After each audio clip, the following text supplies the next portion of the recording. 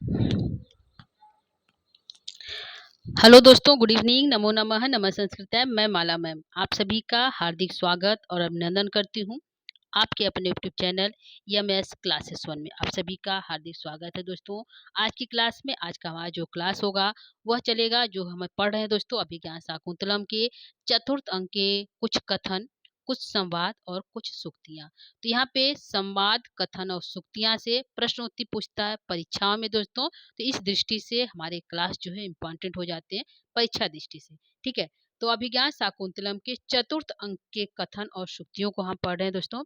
इसके पहले हम जो है कुछ कथन और सूक्तियों को पढ़ चुके हैं। आज जो है कथन और सूक्तियों से यह हमारा तीसरा क्लास है, यानी कि एक साथ हम चार जो है सारे सूक्तियों और कथन को नहीं पढ़ा सके, क्योंकि यह क्लास जो है लंबा हो जाता है। ठीक है, तो यह जो है आज जो है कथन और सूक्तियों से तीसरा हमारा क्लास है। आज जो है अंतिम क्लास हमारी होगी अभिज्ञान शाकुंतलम से।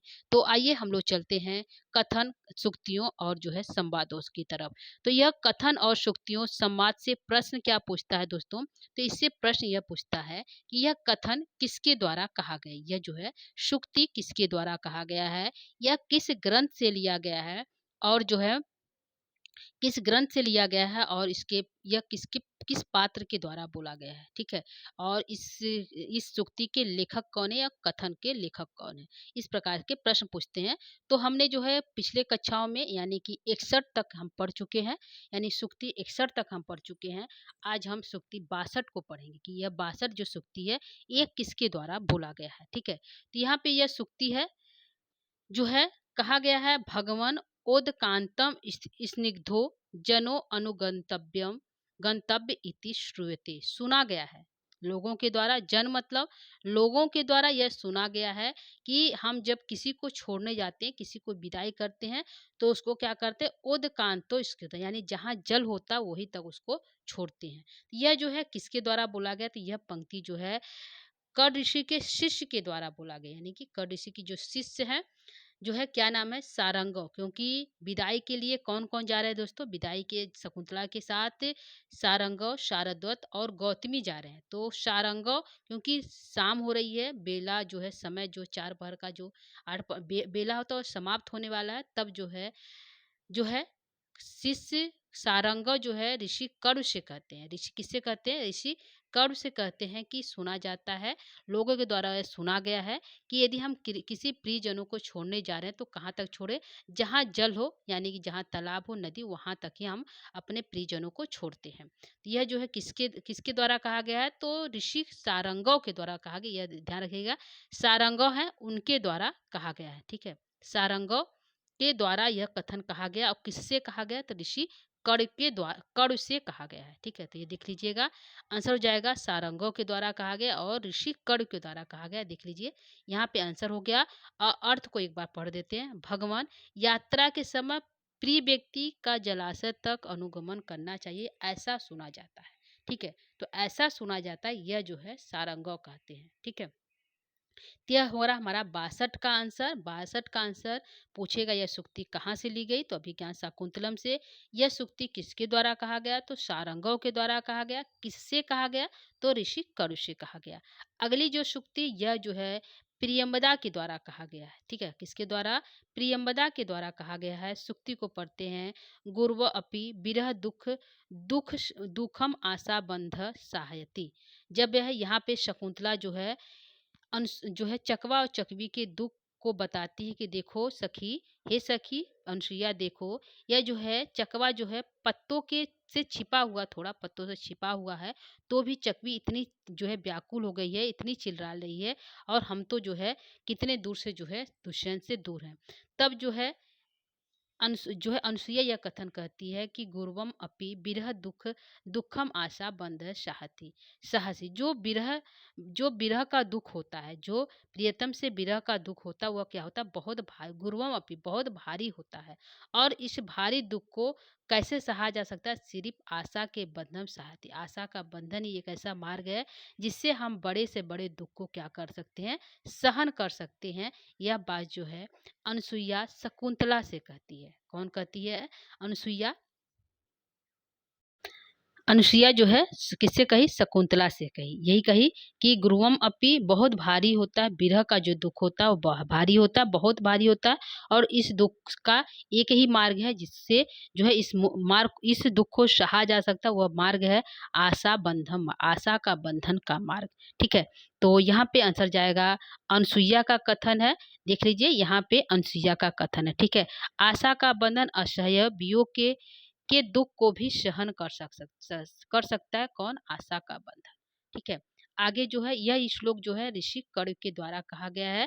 और ऋषि कर्ण जो है सारंगों से यह संदेश पहुंचाते हैं कि तुम जाना, जब तुम राजा के पास जाओगे तो मेरा यह संदेश राजा से कह देना। ठीक है, तो यह संदेश है जो ऋषि कर्ण कहते हैं सारंगों से राजा के लिए। ठीक है, तो अस्मान साधु विचिन्त्य संयम धना उच्चई कूलम चा आत्मना। वह कहते हैं कि हम जैसे असाधु का जो धन है वह क्या है? निश्चित रूप से क्या है? संयम ही है। संयम ही हम जैसे साधुओं का धन है। और हम जैसे साधुओं के बारे में ध्यान कर लेना और अपने कुल खानदान की बात को ध्यान कर लेना। और जो है तुम दोनों का जो मिलन हुआ है वो आपसी जो है सहमति से हुआ है। तो तुम क्या करना? इसको शकुंतला को अपने पास रखना। ऐसा जो है संदेश ऋषि कर्ण जो है सारंगों से कहते हैं। तो यहाँ पे होगा कि यह पंक्ति किसके द्वारा कहा गया? तो यह पंक्ति जो है ऋषि कर्ण के द्वारा कहा गया। किसके द्वारा? ऋषि कर्ण के द्वारा कहा गया है दोस्तों। किससे कहा गया है? तो सारंगों से कहा गया है। तो यहाँ पे देख लीजिए ऋषि कर्ण के द्वारा यह पंक्ति कही गई है। और अर्थ क्या है? अर्थ को देख लेते हैं। संयम रूपी धन वाले हम लोगों को तथा अपने ऊंचे कुल को ध्यान में रखते हुए आप कोई व्यवहार करें, यानी कि आप अच्छा ही शकुंतला के साथ व्यवहार करेंगे, ऐसा संदेश जो है ऋषि कर्ण जो है सारंगों से राजा के पास देते हैं। ठीक है, आगे जो है 65वां हमारा है भाग्यत मत परम न खलु तद वाच्यम वधु बंधु भी।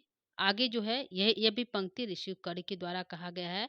इतना तो संदेश जो हमने कहा, यह जो है आगे जो है भाग्यत मत परम, निश्चित रूप से आगे जो होगा वह शकुंतला के जीवन में जितना भाग्य में लिखा होगा उतना ही होगा। क्योंकि तद वाच्यम वधु बंधु भी, और इससे इससे ज्यादा यदि हम बंधु बांधु यदि बोले तो वह उचित नहीं है। यह जो है ऋषि कर्ण कहते हैं, क्योंकि ऋषि जो है अपने पुत्री को उपदेश देना चाहते हैं, बताना चाहते हैं, यह संदेश देना चाहते हैं कि आप दोनों की मर्जी से ये विवाह हुआ है। आप अपने कुल खानदान को देख लीजिए, और हम जैसे तपस्वियों का धन संयम होता है, तो इसको ध्यान में रखते हुए आप जो है शकुंतला के साथ उचित व्यवहार करेंगे। और उसके यदि किस्मत में जितना लिखा होगा निश्चित रूप से उसके भाग्यत मत उसके भाग में जो लिखा होगा वह प्राप्त होगा। इससे ज्यादा हम जैसे बंधु बांधवों के लिए कहना उचित नहीं है। ठीक है, यह जो है पंक्ति पूछा किसके द्वारा? तो ऋषि कर्ण के द्वारा बोला गया है। किससे बोला गया? तो सारंगों से बोलते हैं राजा के लिए। ठीक है, तो यह जो है ऋषि महर्षि कर्ण के द्वारा बोला गया। देख लीजिए यहाँ पे अर्थ को देख लेते हैं। इसके आगे तो भाग के अधीन है, वह हम बंधुओं के संबंधियों को नहीं कहना चाहिए, यानी कि इसके आगे जो उसके भाग में लिखा होगा वही होगा, इससे अधिक हम नहीं कह सकते। आगे जो है इस श्लोक को वनो कसो अपि संतो लौकिका वयम, जो है यह बात सारंगों से कहते हैं ऋषि कर्ण कि हम जैसे वनवासी भी क्या करते, लौकिक व्यवहार को जानते। वयम मतलब हम जैसे वन में निवास करने वाले वनवासी भी लौकिक व्यवहार को क्या करते हैं? जानते हैं। यह किसने कहा? ऋषि कर्ण कहते हैं। किससे कहते हैं? यह भी बात जो है सारंगों से ही कहते हैं। ठीक है, वनवासी होते हुए भी हम लोक व्यवहार को जानते हैं, यह बात ऋषि महर्षि कर्ण कहते हैं सारंगों से। ध्यान रखिएगा। ठीक है, आगे की सूक्ति है न खलु धीमताम कश्चित विस्मो नाम। ठीक है, तो यह जो है सारंगों का जब वो कहते हैं कि हम जैसे वनवासी भी लोक व्यवहार को जानते हैं, तब जो है सारंगों कहते हैं निश्चित रूप से आप जैसे आप विद्वान हैं, आप ज्ञानी हैं, कश्चित विषय न, आप जो है आप जो है किसी विषय में न जाने ऐसा नहीं, यानी कि आप अंत ज्ञानी है तो आप सब कुछ अच्छे से जानते हैं, ऐसा सारंगों कर्ण से कहते हैं। तो यह सूक्ति किसके द्वारा कहा गया है? तो ऋषि सारंगों के द्वारा कहा गया है। ठीक है, सारंगों कहता है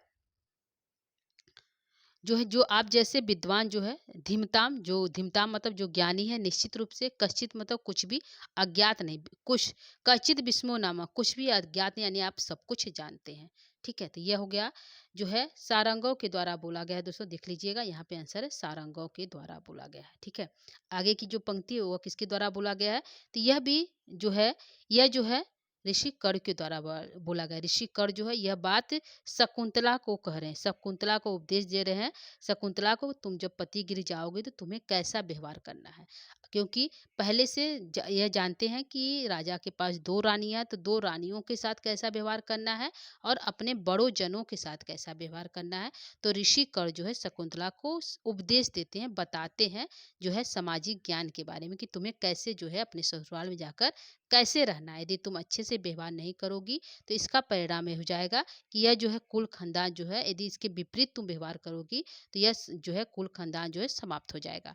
ठीक है, तो वो उपदेश देते हैं कि एक पुत्री अपने ससुराल में किस प्रकार रहे, अपने बड़ों का सम्मान करे, अपने सौत या के साथ सखियों जैसा व्यवहार करे और जो है एक उचित गृहिणी पद पर धारण करे। यदि यह उसके विपरीत जाती, विपरीत मतलब यदि अपने बड़ों का सम्मान नहीं करती है, अपने प्रिय सखियों के साथ जो है सौतन के साथ प्रिय सखियों से व्यवहार नहीं करती है, तो और जो है वह क्या करेगी, एक उचित पद पर नहीं बैठेगी और इससे जो है कुल खानदान समाप्त हो जाएगा। यह दोनों पंक्ति जो है ऋषि कर के द्वारा कहा गया है और शकुंतला से कहा गया। ध्यान रखिएगा, शकुंतला को उपदेश दे रहे हैं और ऋषि कर के द्वारा कहा गया है। दोनों पंक्ति जो है ऋषि कर के द्वारा। शुश्रूषव गुरुन कुरु प्रिय सखी वृत्ति सपत्नी जने। वह बोलते हैं हे पुत्री, तुम अपने बड़ों शुश्रूष सेवा करना, अपने बड़ों जने जो बड़े हैं तुमसे गुरुजन है उनकी क्या करना, शुश्रूष सेवा करना।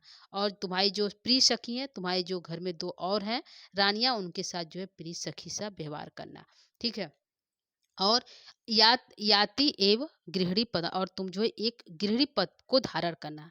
और यदि तुम वामा इसके विपरीत जो है यदि व्यवहार करती हो तो कुलस्याधय, यह जो है कुल के लिए आधेय मतलब कष्ट का दुख होगा, बहुत कष्ट होगा, यानी कि यह कुल खानदान क्या हो जाएगा, समाप्त हो जाएगा। ऐसा जो है ऋषि कर जो है शकुंतला से कहते हैं। यहाँ पे अर्थ देख देते हैं, यहाँ पे जो है महर्षि कर के द्वारा दोनों पंक्ति कही गई। दोस्तों ध्यान रखिएगा, यह श्लोक है और जो है चतुर्थ जो 4 श्लोक प्रसिद्ध है उनमें से यह एक श्लोक है। ठीक है, तो यहाँ पे कहा गया है कि गुरुजनों यानी अपने बड़ों के सेवा करना, सब पत्नियों के साथ प्रिय सखी जैसा व्यवहार करना, इस प्रकार आचरण करने वाली युवतियाँ गृह लक्ष्मी यानी गृह पद यानी लक्ष्मी पद को धारण करती हैं।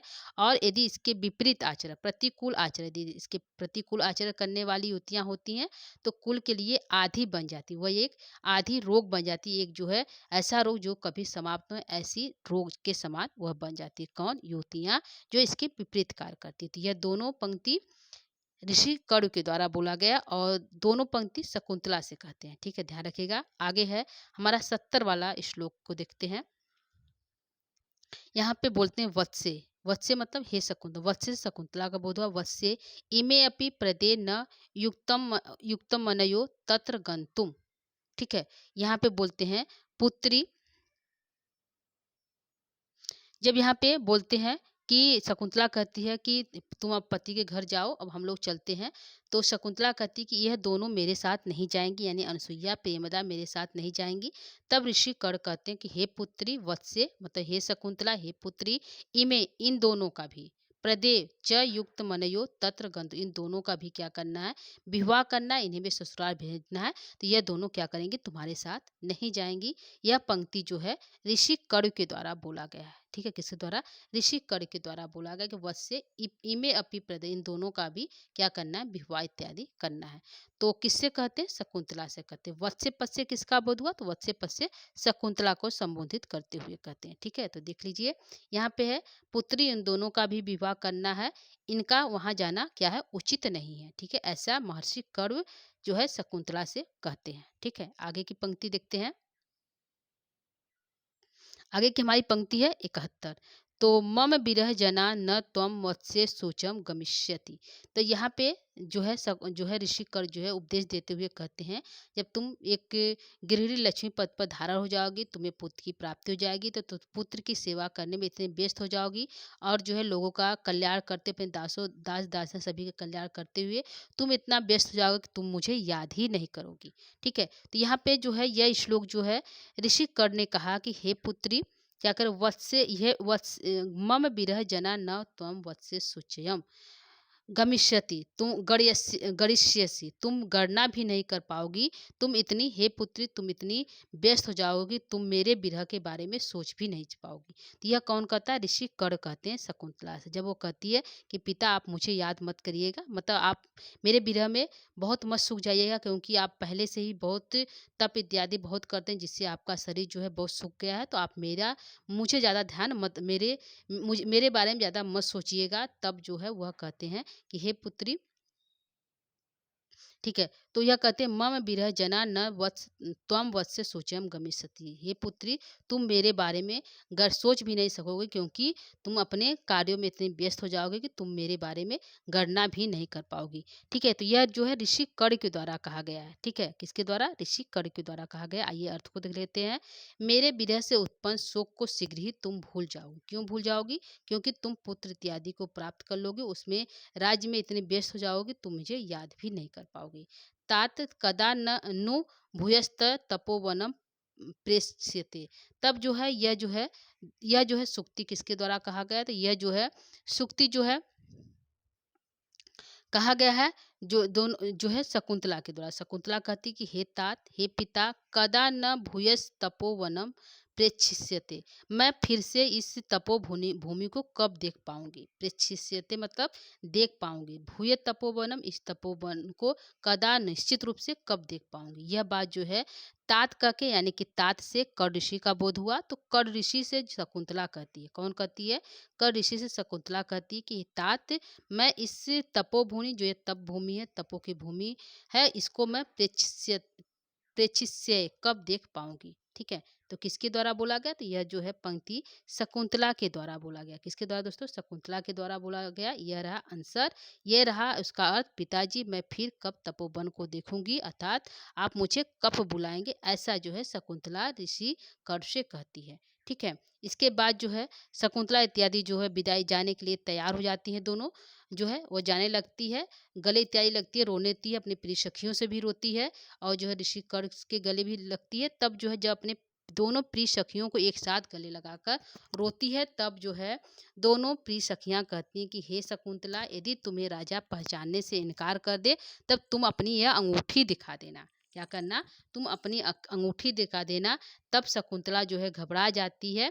तब दोनों सखियां फिर से कहती हैं कि तुम, हे सखी, तुम ऐसा क्यों कर रही हो? क्यों कर रही हो कि मैं अंगूठी दिखा दूंगी, राजा हमें भूल जाए, ऐसा क्यों कर रही हो?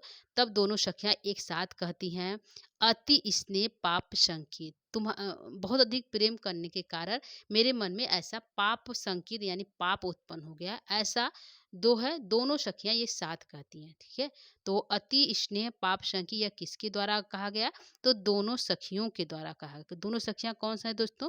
तो अनसुईया और प्रेमदा के द्वारा कहा गया। ठीक है, ये हो गया। अगला हमारा 74 है, भूत्वा चिराय चतुर अंतर मही सपत्नी शांते करिष्यति पथम पुनरा आश्रमे अस्मिन।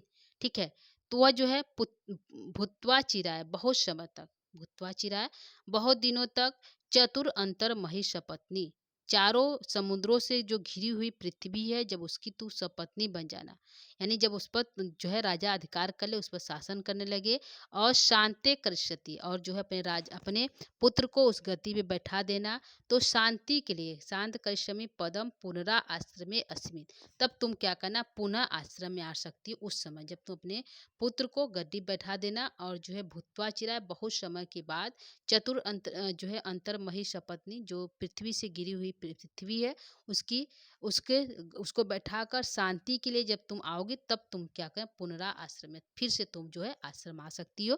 क्योंकि शकुंतला ऊपर की पंक्ति पूछी थी, पिता मैं कब पुनः इस आश्रम को कब देखूंगी? तब जो है ऋषि कर्ण कहते हैं, जब तुम आना, जब तुम्हारे पुत्र को तुम गद्दी बैठा देना, उसका विवाह इत्यादि कर देना, तब तुम पुनः जो शांति के लिए यहाँ पे आना। ठीक है, शांति के लिए तुम यहाँ पे आना। तो यह ऋषि कर्ण के द्वारा बोला गया। किसके द्वारा? ऋषि कर्ण के द्वारा यह पंक्ति बोली गई है। ठीक है, तो आइए अर्थ को देखते हैं। यहाँ पे अर्थ है, बहुत दिनों तक चारों समुद्रों तक फैली हुई पृथ्वी की सपत्नी अर्थात राजा की पटरानी होकर अपने पति दुष्यंत के साथ आश्रम आओगी। कब? जब तुम अपने पुत्र को राजा बना लोगी, तब यह जो है महर्षि कर्ण के द्वारा बोला गया है। ठीक है, यहाँ हो गया। आगे है, जब वह कहती कि आप मेरे बारे में कम सोचिए, ज़्यादा जो है मत सोचिएगा। तब जो है ऋषि कर कहते हैं समम समम एष्यति मम शोक शोक कथम नु वत्से त्वया रचितिम पूर्व।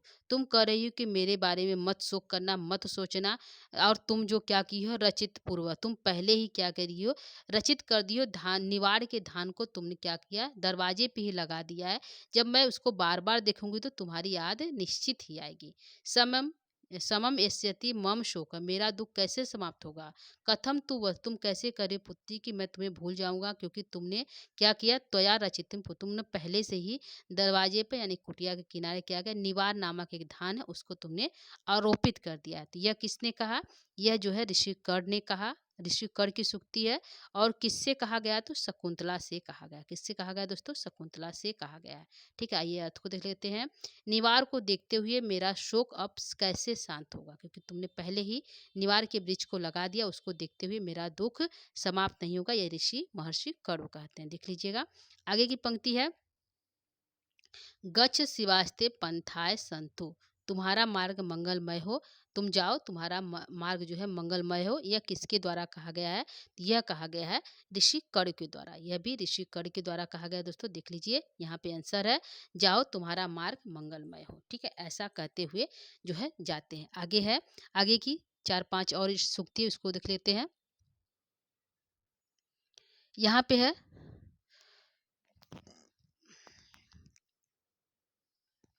यहाँ पे हमारी सूक्ति है कि तात शकुंतला विरहितम शून्यम इव तपोवनम कथ प्रविश्यव।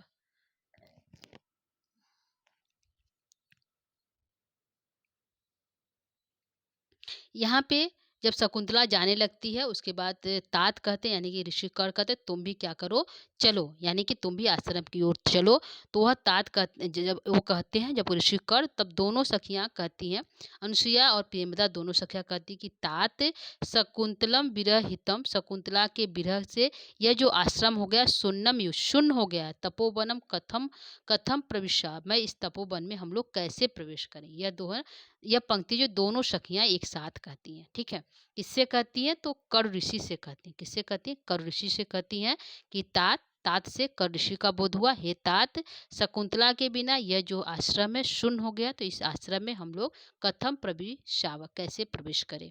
ठीक है, देख लीजिए यहाँ पे है अर्थ, अनुसुईया दोनों सखियों के द्वारा कहा गया, अनुसुईया एवं प्रेमदा दोनों सखियों के द्वारा यह कहा गया है। ठीक है, अर्थ को दिखा देते हैं। यहाँ पे है, पिताजी शकुंतला से रहित इस सोने तपोवन में हम कैसे प्रवेश करें। ठीक है, आगे है, हंत भो शकुंतलाम पतिकुलम विसृज्य लब्धम इदानी स्वास्थ्य, हंतम भो, हाय, शकुंतला को ससुराल भेजकर हमें क्या हो गया, लब्धम इवानी, हमें जो है बहुत अधिक शांति प्राप्त हो गई। यह किसने कहा, यह जो है ऋषि कड़ कहते हैं। ऋषि कड़ कहते हैं शकुंतला को पति गृह भेजकर क्या हो गया, हमारा जो मन है वह बहुत शांत होगा। हंतम भो, हाय शकुंतलया पति कूलम, शकुंतला को पति के घर भेजकर विसृज लब्धम इदानी स्वाध्य, मेरा जो मन अशांत था वो क्या हो गया, बहुत अधिक शांत हो, मानसिक शांति हमें क्या हो गई, प्राप्त हो गई। किसने कहा, ऋषि कड़ का कथन है। देख लीजिए यहाँ पे ऋषि कड़ का यहाँ पे है कथन है। ठीक है, हाय शकुन अह, मतलब वो संबोधित किए हैं, आह हंतभो, अह शकुंतला को ससुराल भेजकर अब मुझे मानसिक शांति प्राप्त हो गई। ठीक है, आगे की जो पंक्ति वह जो है ऋषि कड़ के द्वारा ही बोला गया यह श्लोक है। यह श्लोक है जो बहुत इंपॉर्टेंट है, इंद्र वज्रा छंद में लिखा गया है और 22वां श्लोक है। अर्थो ही कन्या परिकीव एव जातो ममाम विशद प्रकाम प्रत्यर्थी अन्यास न्यास इवा इवा अंतरात्मा। तो यहाँ पे जो है ऋषि कड़ कहते हैं कि अर्थो ही कन्या पर, जो कन्या होती है वो क्या होती है, दूसरे की संपत्ति होती है। ठीक है, दूसरे की संपत्ति होती है। तो दोनों पंक्तियां जो है यहाँ पे ऋषि कड़ के द्वारा बोला गया। ध्यान रखिएगा, यह श्लोक है 22वां श्लोक है और इंद्रवज्रा छंद में कहा गया है और ऋषि कड़ का कथन है। देख लीजिए ऋषि कड़ का कथन है, यह श्लोक है। ठीक है, तो मेरा यह हृदय उसी प्रकार अत्यंत प्रसन्न हो रहा है जिस प्रकार धरोहर को लौटाने पर धरोहर रखने वाले व्यक्ति का मन प्रसन्न हो जाता है। वह कहते हैं जिस प्रकार यदि किसी का धन कोई रखा रहता है तो उसका धन वापस करने पर उससे मानसिक शांति प्राप्त होती है।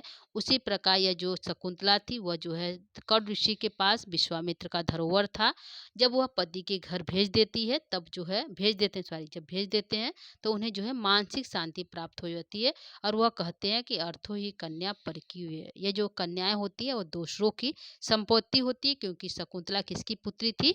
विश्वामित्र और मेनका की पुत्री थी और विश्वामित्र कर्ण ऋषि से कहते हैं कि आप क्या करना इसे इसका विवाह एक मतलब अच्छे कुल खानदान में कर देना। जब वो राजा से विवाह हो जाता है तो ऋषि कर्ण को बहुत शांति प्राप्त होती है और इसी पर वह श्लोक कहते हैं अर्थो ही कन्या परकीव एव। ठीक है, तो ध्यान रखिएगा इंदवज्रा छंद में लिखा गया यह पंक्ति श्लोक के रूप में बहुत बार पूछा गया, एक बार नहीं बहुत बार अनेकों परीक्षाओं में यह पंक्ति पूछी जाती। किसके द्वारा कहा गया?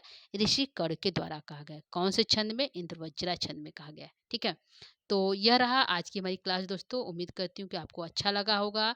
सूक्तियों, कथन और समाज से प्रश्न होते तो यह क्लास 3 दिन तक चला क्योंकि यहाँ पे लंबा यानी कि ज़्यादा लंबा क्लास हो जाने पर आप लोग इसको नहीं देखते हैं तो हमने यहाँ पर 30 मिनट तक ही बनाने का प्रयास किया है। तो जिससे इस प्रकार से 30 मिनट का क्लास बनाने के चक्कर में 3 क्लास इसका बन गए यानी सूक्तियों कथन से कितने क्लास बन गए? 3 क्लास बन गए।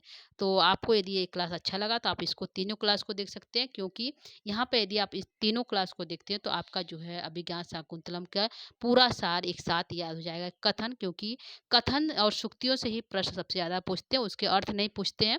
किसके द्वारा कहा गया, इसके पात्र कौन है और यह किस ग्रंथ से लिया गया है। तो इस प्रकार के प्रश्न बनते हैं दोस्तों। तो उम्मीद करती हूँ कि आपको यह क्लास अच्छा लगा होगा। आज के लिए इतना ही करेंगे। आगे की कक्षा जो है यानी कि हमारा अभिज्ञान शाकुंतलम से हमने जो है कवि परिचय पढ़ा, ग्रंथ परिचय पढ़ा, जो है ना कथानक परिचय पढ़ा और जो है यहाँ पे सूक्तियाँ और छंद को भी पढ़ लिए दोस्तों। आगे क्लास जो है हम मेघदूतम से लेकर उपस्थित होंगे यानी कि मेघदूतम का सामान्य परिचय जो ग्रंथ है उससे लेकर उपस्थित होंगे। तो आज की क्लास को यहीं पे हम समाप्त करेंगे दोस्तों। तो आज के लिए इतना ही। आप सभी जो है यदि आप क्लास को देख रहे हैं तो आप सभी का बहुत बहुत धन्यवाद। तो आज के लिए इतना ही दोस्तों। नमो नमः, नमः संस्कृताय, धन्यवाद, थैंक यू।